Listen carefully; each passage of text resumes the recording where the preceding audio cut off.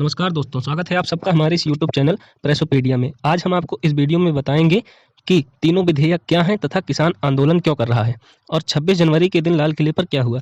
तो आइए जानते हैं बिल्कुल आसान भाषा में। सबसे पहले जानेंगे कि विधेयक कौन कौन से हैं। पहला, कृषक उत्पाद व्यापार एवं वाणिज्य विधेयक 2020। इस कानून का उद्देश्य है कि किसान अपने अनाजों को मंडी से बाहर भी बेच सकते हैं। मंडी का मतलब एपीएमसी, जिसका पूरा नाम एग्रीकल्चरल प्रोड्यूस मार्केट कमेटी होता है। पर ज़्यादातर किसान तो इससे पहले भी मंडी के बाहर बेचते थे। पर इस कानून के तहत यह होगा कि किसानों को खुली छूट मिल जाएगी और उनकी उपज की बिक्री पर कोई सेस या फीस नहीं ली जाएगी।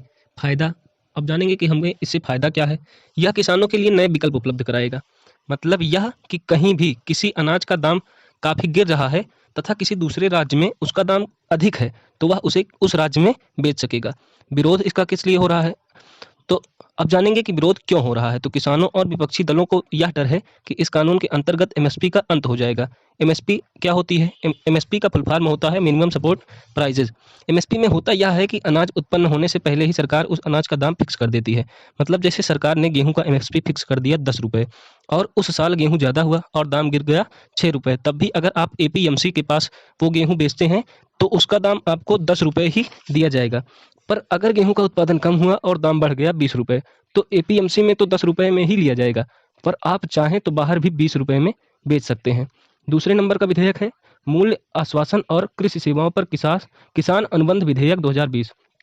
इस कानून के तहत किसानों को उनके होने वाले उत्पाद का दाम पहले ही तय करना पड़ेगा किसी निजी कंपनी द्वारा। मतलब ये कि जैसे एमएसपी में सरकार पहले ही अनाजों का दाम फिक्स कर देगी, वैसे ही यदि कोई प्राइवेट कंपनी आती है और किसी क्षेत्र के किसानों को कहती है कि आप गेहूं बो दीजिए और हम आपका गेहूं 20 रुपये में खरीदेंगे, तो अगर अनाज होने के बाद भी गेहूं का दाम गिरता है, मतलब यदि अनाज अधिक होने पर गेहूं का दाम 5 रुपये हो जाता है, तब भी आपसे 20 रुपये में ही खरीदा जाएगा। पर अगर दाम बढ़कर 30 रुपये हो जाता है, तब भी 20 रुपये में ही खरीदा जाएगा। मतलब एक तरफ फायदा है तो एक तरफ नुकसान। तीसरा विधेयक है आवश्यक वस्तु विधेयक 2020। इस विधेयक के अनुसार आप आवश्यक वस्तुओं का भंडारण करके भी रख सकते हैं। मतलब यह कि इससे पहले आप किसी वस्तु का भंडारण नहीं कर सकते थे। अगर आप भंडारण करते पकड़े जाते तो आपको जेल हो जाएगी। मतलब जैसे किसी शहर में कोई व्यापारी दाल का भंडारण करने लगे और मान लीजिए केवल वही उस शहर में है जो दाल का व्यापारी है, तो दाल का दाम बढ़ने लगेगा। अब वो व्यापारी तब तक दाल का भंडारण करेगा जब तक उसका दाम दोगुना न हो जाए। अब यदि दाल की कमी होगी तो दाल का दाम तो बढ़ेगा ही। अब जैसे ही दाल का दाम दोगुना हो जाएगा, वह फिर निकाल कर उसे बेचने लगेगा। यह नियम तो बिल्कुल गलत है हमारी निगाह में। आप अपनी राय कमेंट सेक्शन में दें। अब जानते हैं कि 26 जनवरी को क्या हुआ। 26 जनवरी को किसानों को 5,000 ट्रैक्टरों के साथ रैली निकालने की अनुमति मिली थी, जिसके लिए रूट तय किए गए थे जो कि दिल्ली के बाहर बाहर से ही थे। पर कुछ उपद्रवियों ने अंततः कुछ किसानों को भड़काया और दिल्ली के अंदर रैली लेकर चल दिए। इनमें एक आदमी का नाम आता है दीप सिद्धू। देखिए, हम लोग किसानों को एक नज़रिए से ही देख रहे हैं, पर ऐसा नहीं है। उनमें कई सारे ग्रुप्स हैं, जैसे एसकेएम मतलब संयुक्त किसान मोर्चा और केएमएससी मतलब किसान मजदूर संघर्ष कमेटी और इसी तरह के अन्य। तो 26 जनवरी को केएमसी के कुछ ट्रैक्टर दिल्ली के अंदर बढ़ चले और बैरिकेटिंग को तोड़ने लगे, जिससे यह हंगामा मचा।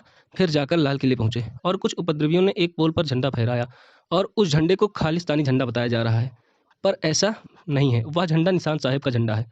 पर एक बात और, देश की अमानत लाल किले पर किसी धर्म का झंडा लगाना भी बिल्कुल ही गलत है और जिन्होंने यह काम किया है उन्हें सजा होनी चाहिए। पर मीडिया द्वारा यह अफवाह फैलाई जा रही है कि तिरंगे को उतार कर वह झंडा फहराया गया, पर ऐसा कतई नहीं है।